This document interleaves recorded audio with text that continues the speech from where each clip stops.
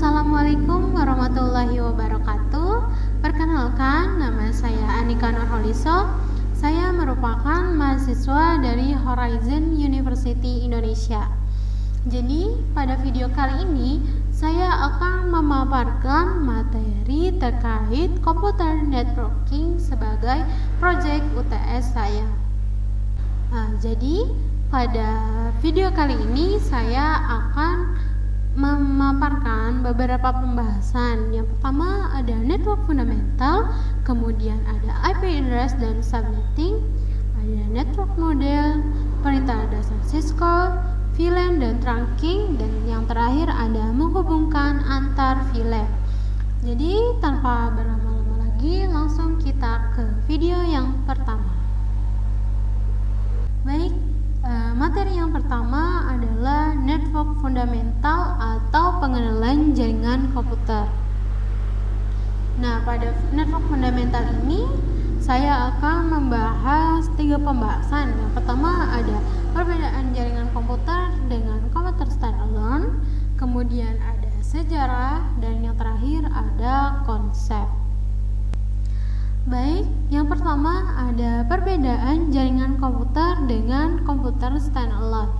Jadi jaringan komputer ini adalah jaringan yang sering digunakan di lingkungan bisnis, sekolah, atau organisasi untuk kolaborasi.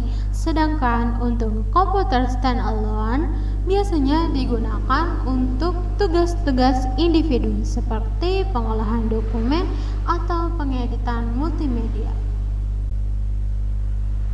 Kemudian di sini ada history of network atau sejarah dari jaringan komputer. Yang pertama di sini dimulai dari 1940-an, yaitu dikemukakan bagaimana cara memproses aplikasi dari beberapa komputer atau dikenal dengan batch processing. Kemudian pada tahun 1950-an ditemukan konsep distribusi berdasarkan waktu atau time sharing time.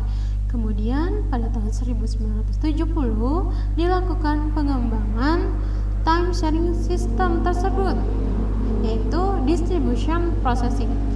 Baik, selanjutnya di sini saya akan memaparkan tentang masalah atau analogi terkait seberapa penting sih sebenarnya jaringan komputer di kehidupan kita.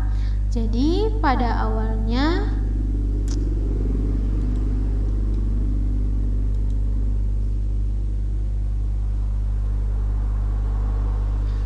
baik, selanjutnya di sini saya akan memaparkan masalah atau analogi terkait seberapa penting sih sebenarnya jaringan komputer di kehidupan kita.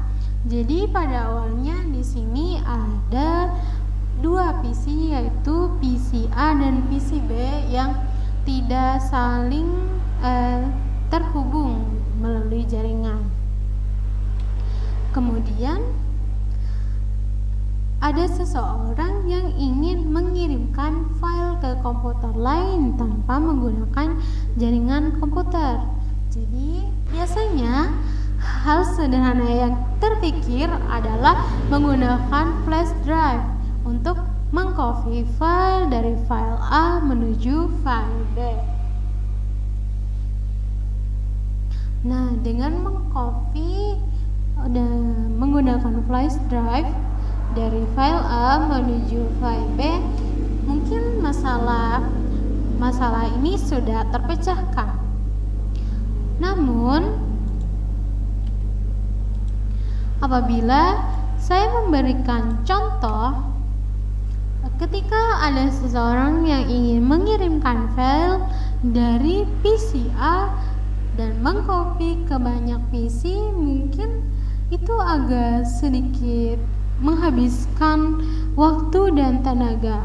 Nah, jadi tanpa menggunakan jaringan komputer, kita akan kesulitan mengcopy file dari satu komputer ke komputer lain, sehingga dapat kita simpulkan jaringan komputer ini dapat mengirim dari satu file ke banyak file secara cepat, efisien, dan mudah. Itulah salah satu contoh seberapa penting jaringan komputer di kehidupan kita. Baik, selanjutnya di sini ada konsep umum dari jaringan komputer. Jadi, jaringan komputer ini adalah dua atau lebih komputer yang terhubung satu sama lain.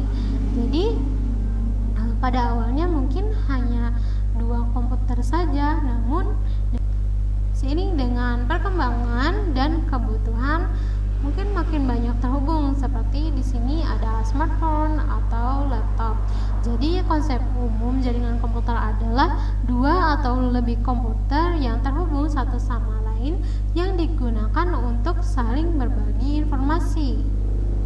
Nah, yang terakhir di sini ada manfaat. Beberapa manfaat yang kita dapatkan dari jaringan komputer itu diantaranya kita dapat berbagi dengan mudah, hemat, dan tentunya cepat. Baik, mungkin cukup sekian untuk network fundamental.